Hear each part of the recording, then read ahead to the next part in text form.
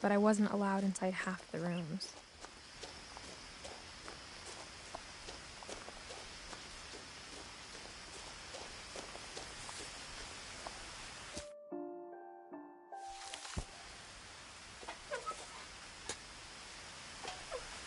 Inside the mailbox were bills from 7 years ago, marked urgent, open immediately.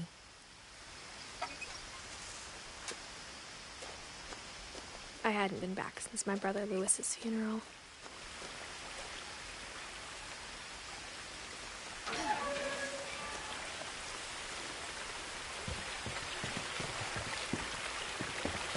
In her will, my mother left me a key but didn't tell me what it unlocked. Maybe she thought I'd know, or she thought the mystery would be enough to bring me back.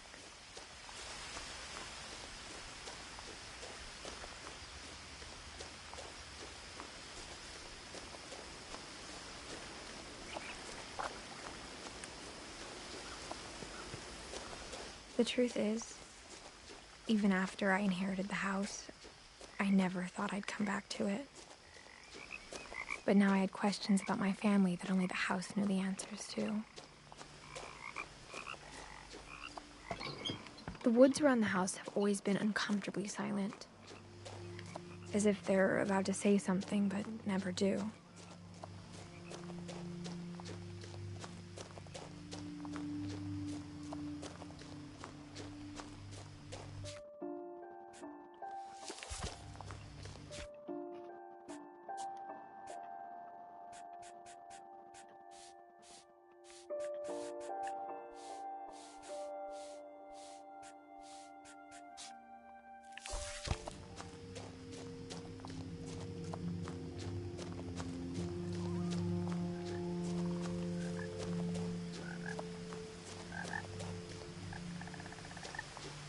The house was exactly like I remembered it, the way I'd been dreaming about it.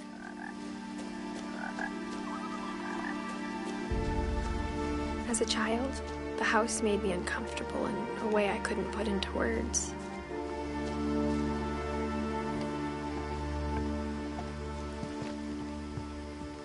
Now, as a 17-year-old, I knew exactly what those words were.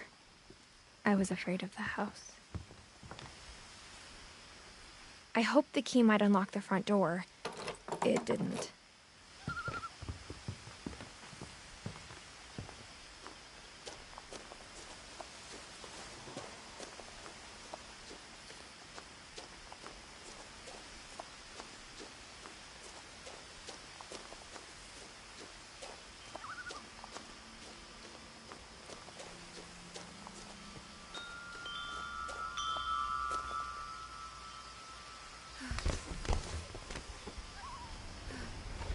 Crawling through the doggy door used to be a lot easier when I was 11.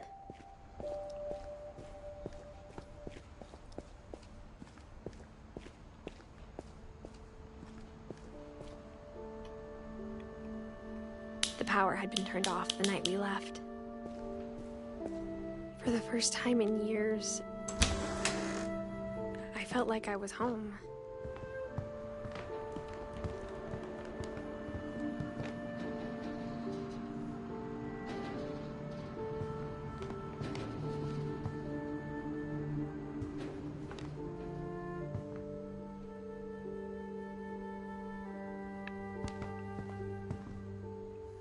Nothing in the house looked abnormal.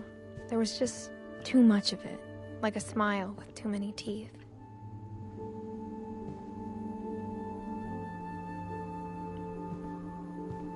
A lot of things got left behind in the whirlwind of that last night.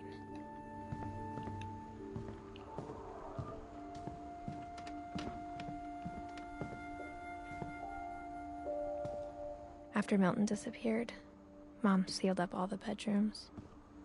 Then Edie retaliated and drilled peepholes.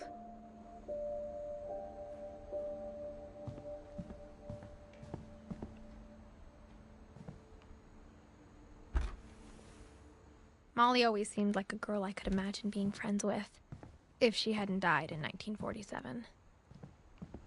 I spent a lot of time playing in Great Uncle Walter's room. I think my mom sometimes regretted not sealing it up. Lewis told me there were secret passages, but I never believed him.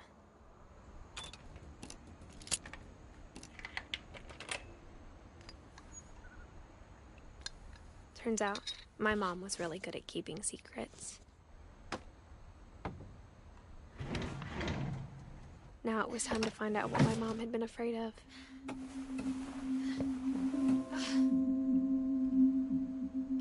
Reading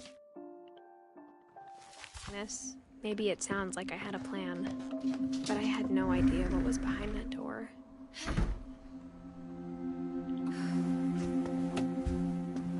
Just like I had no idea where all this was gonna lead. I grew up looking at Molly's room through the peephole. Molly's gerbil had a tiny bedroom with its own even tinier gerbil cage.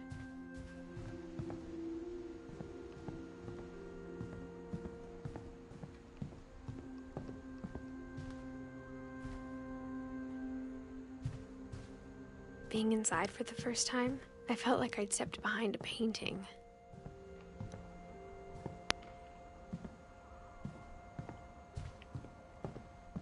I got the sense Edie had spent a lot of time here, before my mom sealed the doors.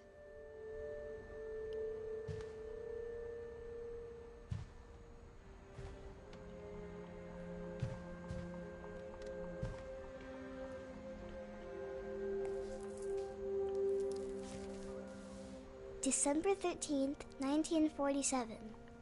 Dear Diary, I'll be gone soon, but I wanted to tell somebody about what's gonna happen. It started when Mom sent me to bed without dinner. I woke up and I was starving, so I looked around for something to eat. The gerbil food was dry, but I didn't mind it.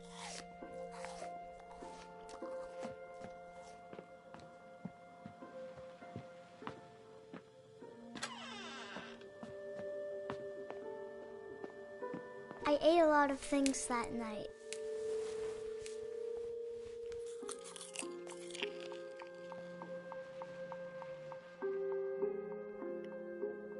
I kept eating and eating.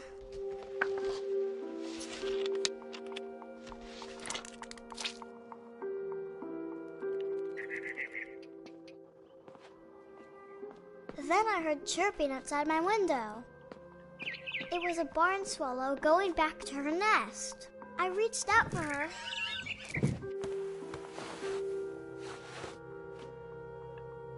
And suddenly, I was a cat. I tried to be quiet, but the bird was really scared.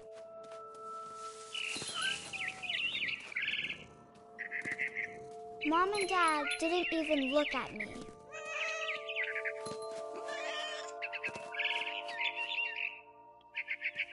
I jumped and I almost got her. I could tell she was getting really tired. Now I was up in the big tree.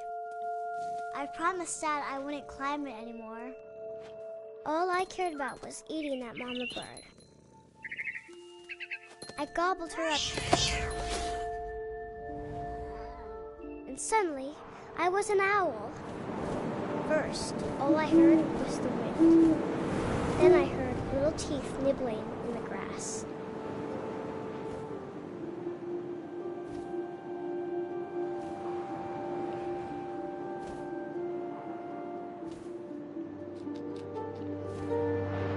Rabbits.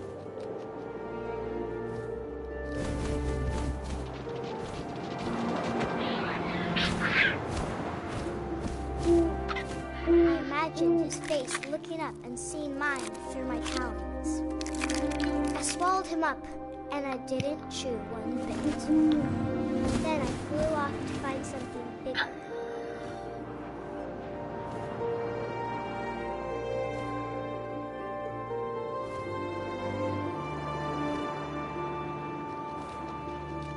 A mama rabbit.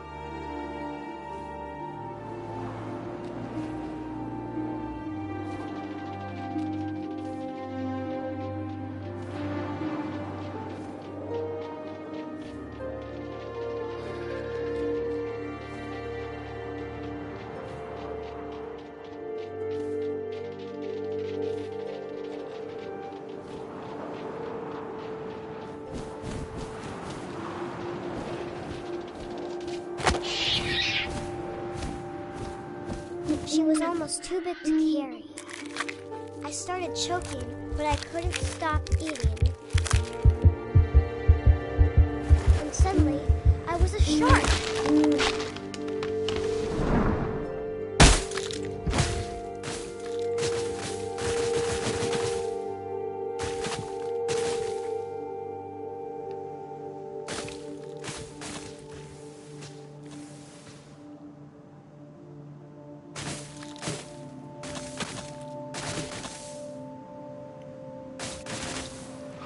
I rolled off a cliff and into the ocean. Now, I was hungrier than ever.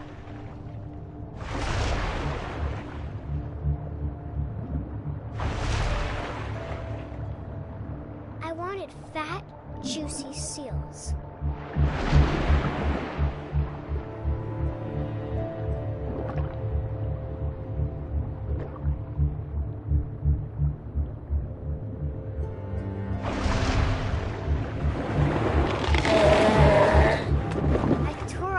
Flipper, and it tasted really good.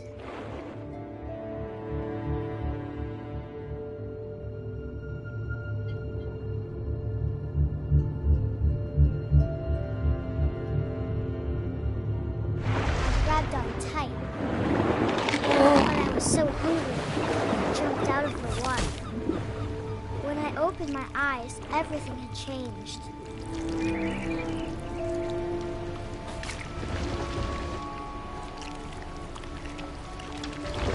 I was a monster, and I smelled people everywhere.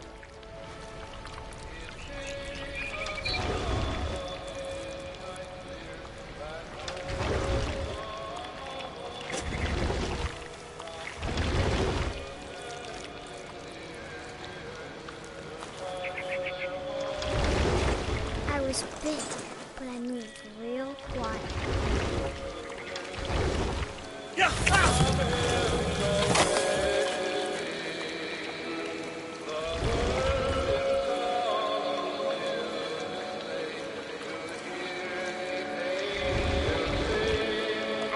To stop, but also I didn't.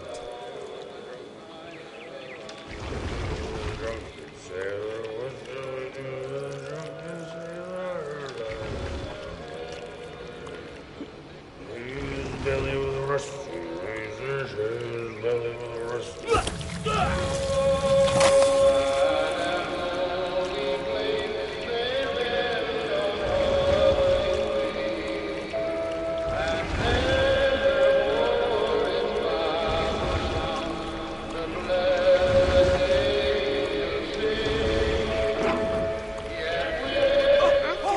Passenger, I was still hungry, and to cross the water I smelled something new, something I had to have, so I swam towards it.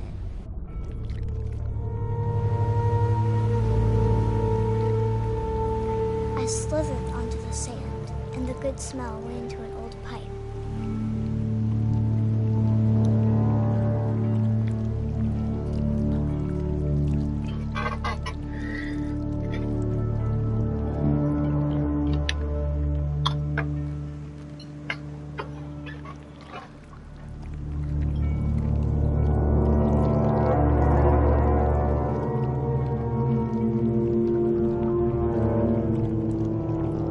Closer and closer.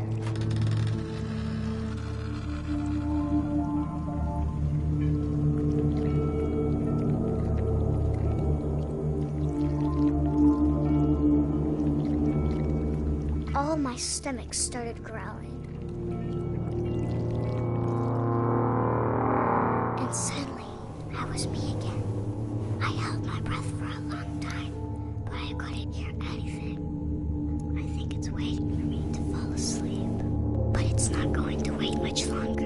It needs to feed, and we both know I will be delicious.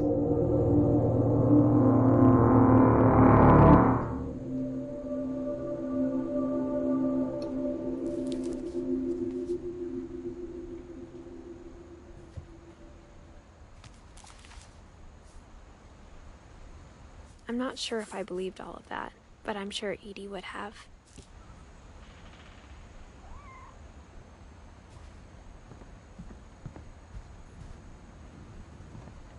I can't describe it, but I felt like some part of Molly was still here.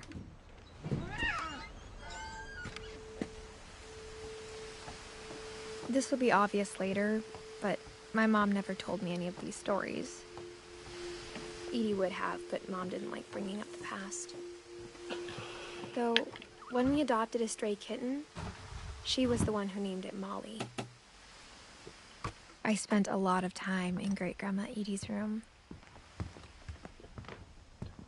Her room was like a museum. For 500 years, the Finches have been famous throughout Norway for their fortune and misfortune. Louis died a week before we left, but